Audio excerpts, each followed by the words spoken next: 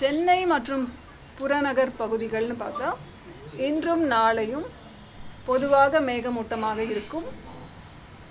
இடி மின்னலுடன் கூடிய கன முதல் மிக கனமழை பெய்யும் வாய்ப்பு.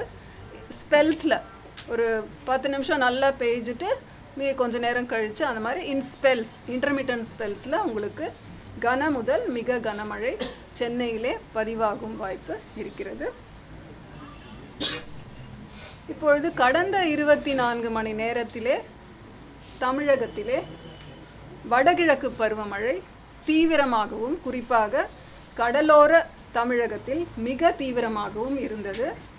தமிழகத்தின் அநேக இடங்களிலும் கடலோர மாவட்டங்களில் பெரும்பாலான மாவட்டங்களிலும் புதுவை மற்றும் காரைக்கால் பகுதிகளிலுமே மழை பெய்துள்ளது.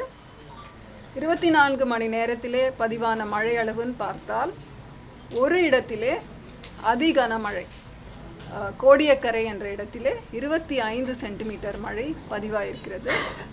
4 இடங்களிலே மிக கனமழை, 11 இடங்களிலே கனமழை.